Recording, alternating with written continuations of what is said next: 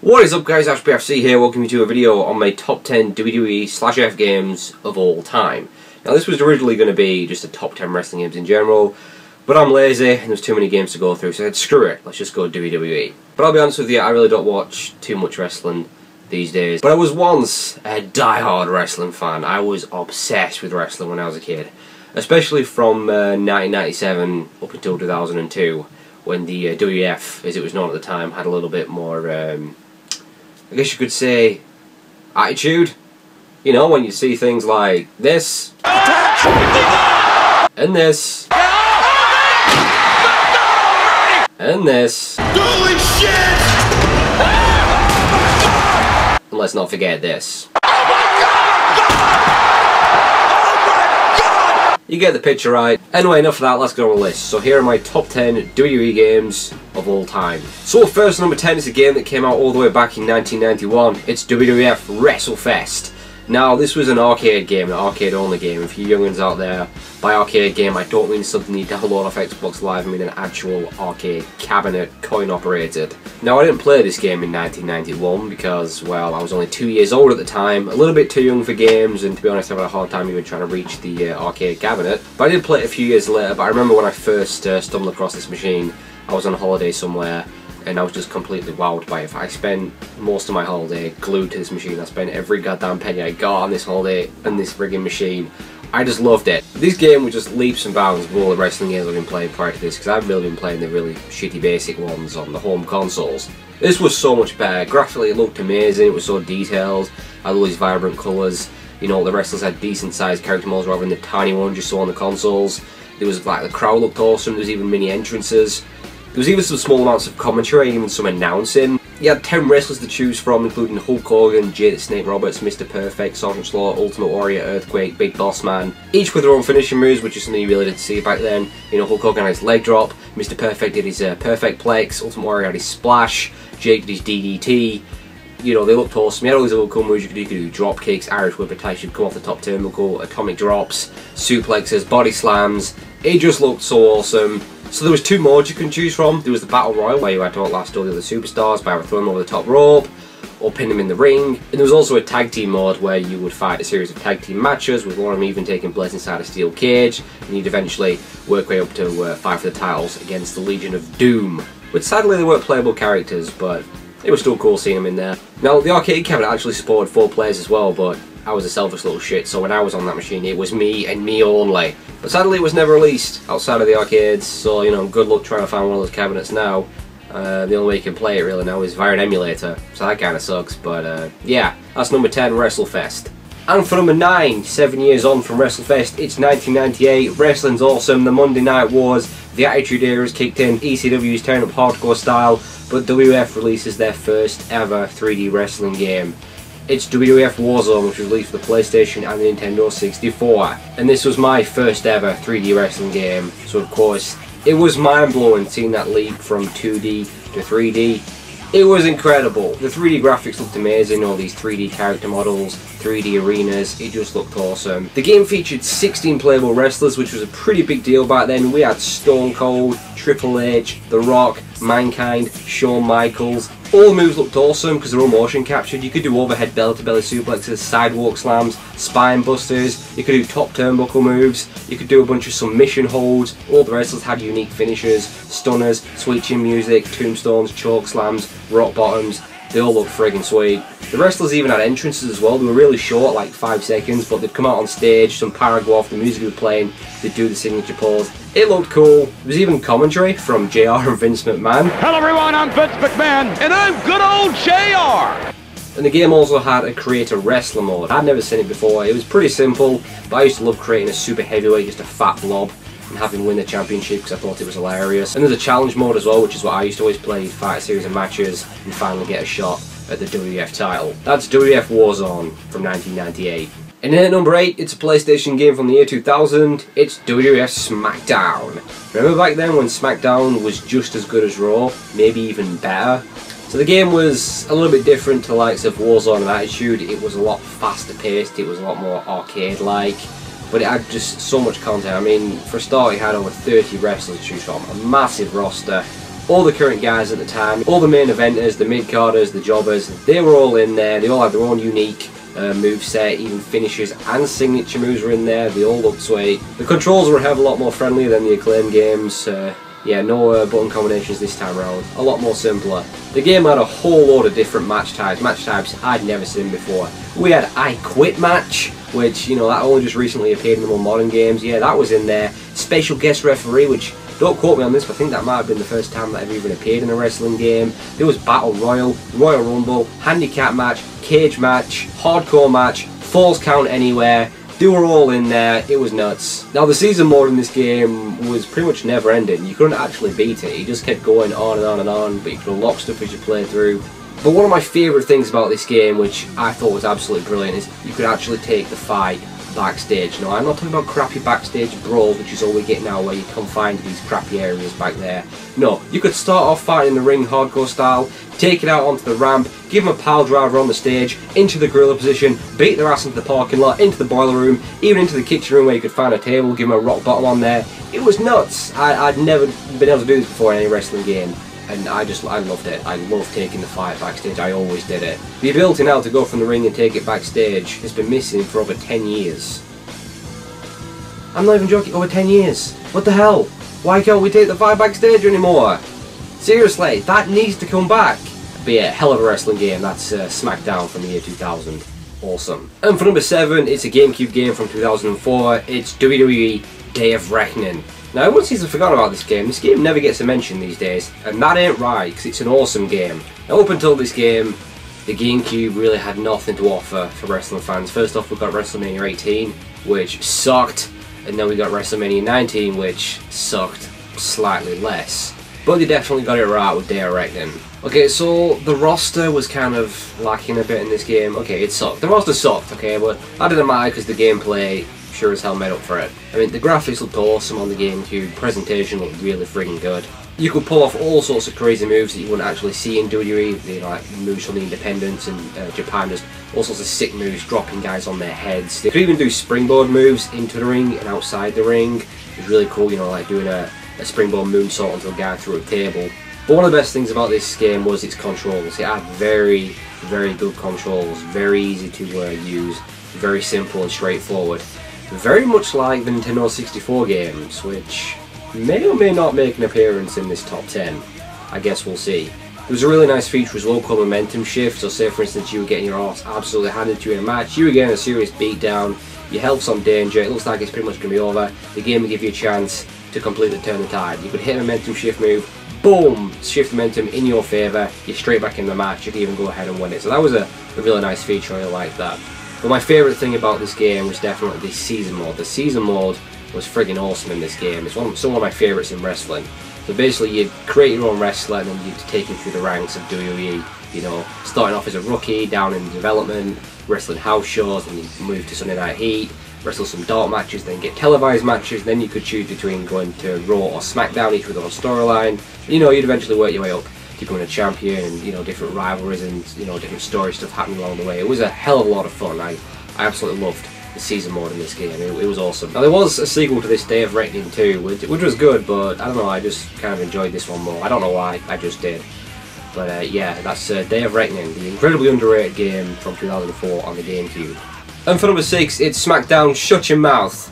Great name, which was released on the PlayStation 2 in 2002. So this was the second SmackDown game to appear on the PlayStation 2 and the first to use the WWE name since they'd lost the rights to the World Wildlife Fund. Those bastards. So the first was SmackDown Just Bring It, which I thought was an incredibly disappointing game. They just really didn't change anything from the PlayStation game. So it left a lot to be desired. That definitely wasn't the case for SmackDown Shut Your Mouth. I feel I've got a point every time I say shut your mouth. It was a top wrestling game, massively improved over Just Bring It. The graphics were just a million times better, higher polygon count, wrestlers looked awesome, entrance looked better, all the moves looked better, loads of new animations, you know, people's elbow looked awesome, massive roster including Hollywood Hulk Hogan, and this was the first game to feature Brock Lesnar! Oh, no one can say it like Paul Heyman can. All the match types were in there, 3 stages of hell, lumberjack, submission, street fight, hardcore, last man standing. But this was the first one to get the Hell in a Cell match right, because the games before this, it was basically just a cage with a roof. They didn't get it quite right, but they actually included the space between the ring and the cell in this one, and you could throw your opponents into the cell, which was always satisfying. You could bust through the door and climb on top. The season mode was really good. It featured the brand split between Raw and SmackDown, some good stories and what have you. And in between matches, you could actually free roam from a first-person perspective with your wrestler. And that was a nice little touch. It didn't really serve too much of a purpose. Yeah, it was a nice touch. I like that. The backstage areas were massively improved, even bigger. You could brawl all over the damn place. There was tables back there. You could throw people through glass. It was a lot of fun brawling backstage. There was also some nice, cool little touches as well. For instance, you could climb on the barricade and jump off and do various moves, including finishes like the Swanton Bomb and a 5-star Frog Splash. You could even do it off the announce table and the stage, which for some reason we still can't do that in the modern games. I don't know why we can no longer do moves off the stage. Seriously, Ukes, bring it back for God's sake. And in this game, you could also climb the frickin' Titantron. You could climb your ass all the way up there and jump the hell off. And good luck trying to hit your opponent. I could never do it. I just crashed and burned to the floor. But god damn did it look awesome. Again, that needs to come back. Are you listening, Ukes? Seriously. But yeah, hell of a game. That's SmackDown Shut Your Mouth. Sorry, Shut Your Mouth from 2002. It was also the last game to be named after one of Rock's catchphrases as well, so yeah. And for number 5, it's the second game in the Smackdown vs Raw series. It's Smackdown vs Raw 2006. Now during this time, the WWE pretty much sucked. I mean, John Cena and Batista were the faces of the company, like seen on the front cover. How depressing is that? Yeah, the WWE kinda sucked. But this game sure as hell didn't. This game was quality. But now in this game they're going for a more sort of a realistic and authentic sort of experience rather than the arcade-like experience we saw in the SmackDown games, and I liked it. Not that I didn't like the arcade-like experiences, but I did like the realistic touch. They cranked up the graphics even further in this game. It looked absolutely brilliant for a PS2 game. I mean, entrances looked absolutely spot on, as did the character models. We even had a 3D crowd this time round, rather than the horrible-looking 2D crowd we got in the previous games. The animations looked great, the controls were really good, there was a good reversal system. They implemented a pretty cool momentum system in this game. So rather than just being able to spam the same old attacks over and over again like you do in the past, like running clothesline again and again, build up your momentum, hit your finisher, match is over. No, you couldn't really do that in this game, because if you kept spamming the same attacks, momentum would go down and you're not going to get your finisher. So you'd have to mix it up and do different sort of moves. It was just a nice little touch, made the matches feel a little bit more realistic. And there was also a dirty and clean system for the superstars. So the clean guys, you know, they play it by the book. The boring ones, the John Cenas. But the bad guys would do dirty tactics like remove the turnbuckle, hit low blows, use weapons, do choke attacks. They also play into the momentum system as well. So, you know, if you are a dirty wrestler and you keep hitting low blows and trying to use weapons, that's going to filter your meter pretty quick. And it was a nice touch being able to complain to the referee when you were playing as a dirty superstar when your opponent kicked out. I like little mini games you could have in this at the beginning of a match, like a test of strength and a stare down. They were pretty cool. Now this was the first game to feature the Buried Alive match, which is something fans have been asking for a long time, myself included. So it was pretty cool seeing it in there. It was quite simple, and it was more of a casket match than a Buried Alive match, and there's a little mini game to try and get them in the casket, and another one to close the lid. It had a cool little cutscene at the end showing a digger, you know, throwing all the dirt over the casket, so, you know, it was nice seeing it in there. I kind of do wish they'd bring it back and, you know, try and improve on it a little bit. But I liked it. This was also the first game that finally allowed you to escape out the door in a steel cage match after so many goddamn years of only being allowed to climb over the top. So that was very welcome. Season mode was pretty good. It lasted 2 in-game years and some cool cutscenes, including Ted Long being run over. Oh, shut up, you laughed too. It was just a great wrestling game, despite, like I said, WWE being absolutely terrible at the time. But yeah, that's SmackDown vs Raw 2006, which was actually released in 2005, but who cares? And for number 4, it's WWF SmackDown 2 Know Your Raw, which was released just a few months after the first SmackDown. So it played pretty much the same, you know, graphically it looked the same, you know, it had the same sort of mechanics, but they had a lot of stuff that was missing from the first game, lots of awesome stuff. Of course the roster had been updated, and this was the first game to include the Olympic gold medalist Kurt Angle, and they added a bunch of new match types too, most of them appearing for the first time. The ladder match was in there, the table match was in there, and throwing a chair and you got yourself the TLC match. It was awesome seeing those for the first time, had a lot of fun with those. And here's the thing, when you put someone through a table, the table actually stayed there. Yeah, no disappearing crap. And this was on the PlayStation.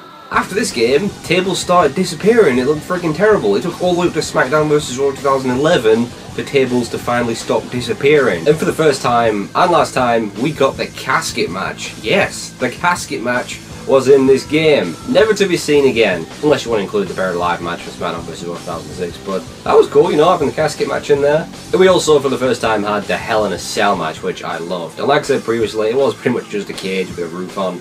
But that didn't matter to me. I loved it. I thought it was amazing. You could throw your opponent through the side of the cell and even pick up the broken off pieces and bash their head in with it. I used to love fighting on top of the cell, trying to throw your opponent off, slamming them through the roof, trying to relive the amazing Hell in a Cell match between Undertaker and Mankind from King of the Ring 98. And you had a massive backstage area to fight in, way bigger than the first game. You could brawl all over the place, and I do mean all over the place. You could even go into a restaurant and pile drive people through the tables. I really love the season mode as well. It did get a bit of criticism for its loading times, but I still loved it, trying to unlock all the hidden characters. And there's more story this time around, there's a lot of cool cutscenes as well, including Austin blowing up the DX Express, which I thought was amazing back then. Yeah, I just absolutely love this game. I played it to death. I just kept coming back to it again and again and again. It was absolutely amazing.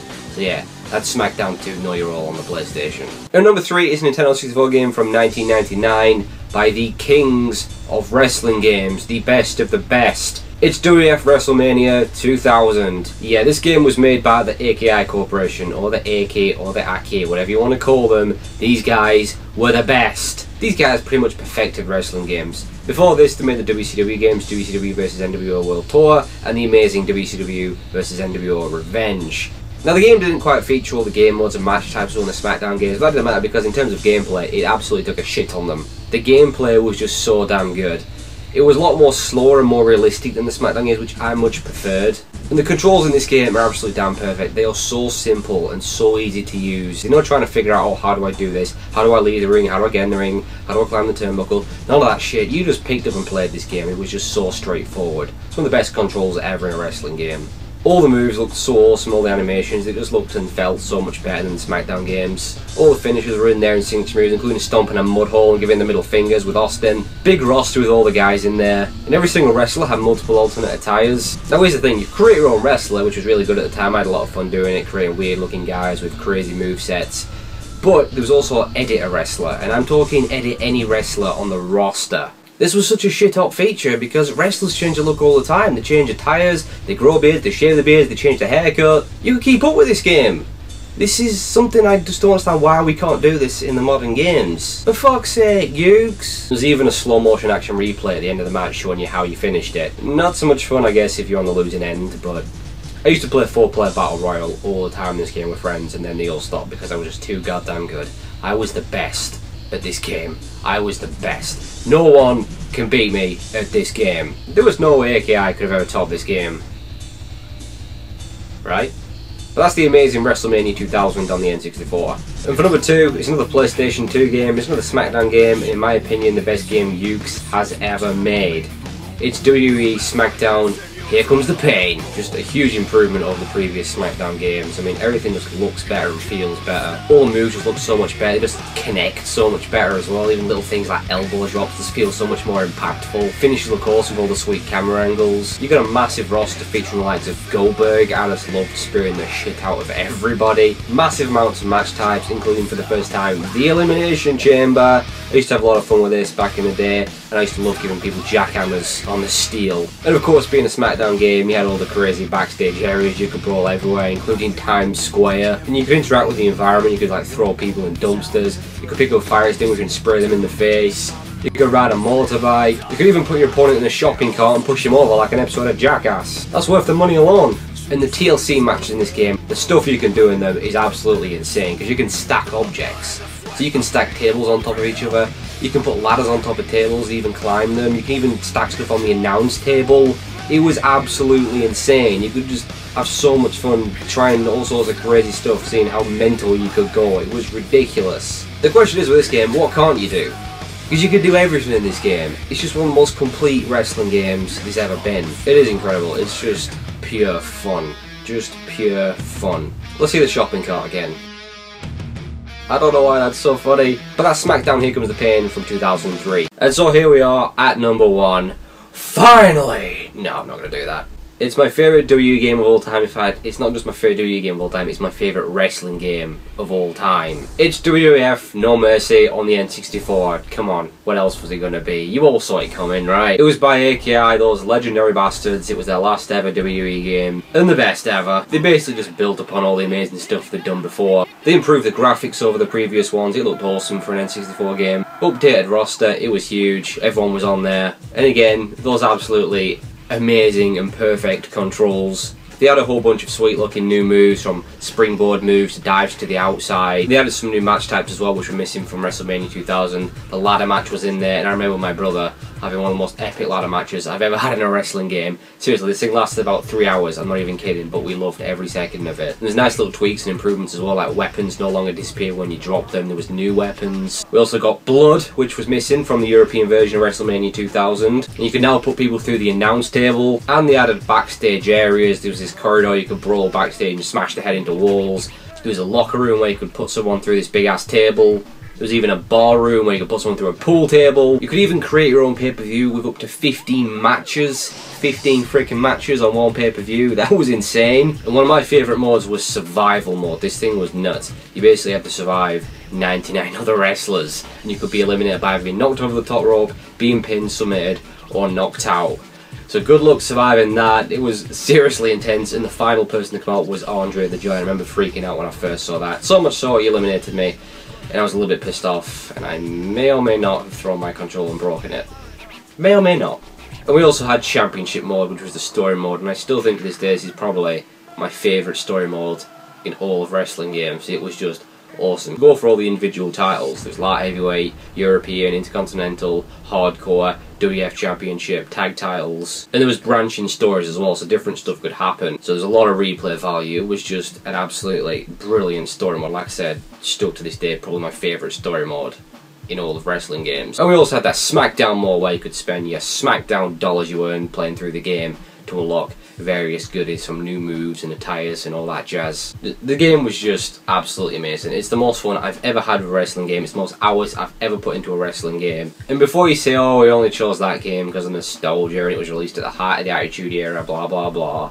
Okay, there's a little bit of that, I'm not gonna lie, there is a little bit, but I still play it to this day. 14 years later, I still play it to this day and I still love it. It's 14 years old. It's 14 years old and it's still, I think, the best wrestling game ever made. I've been waiting 14 years for someone to come along and top this, and it just don't seem to be happening. It's just the best, in my opinion. It's just the best. And that's it. That's my favourite WWE game and wrestling game of all time, and that's my top 10 list. Notice not a single recent WWE game on there. That should piss some people off, but oh well, they're my opinions, and if you ain't down with that, I got 2 words for you. I'm sorry. But there you go, that does it for this top 10 list. So what's your favourite WWE game of all time? It doesn't matter! I'm a grown man now. Can't do that. Anyway, thanks a lot for watching, guys. I'll see you later.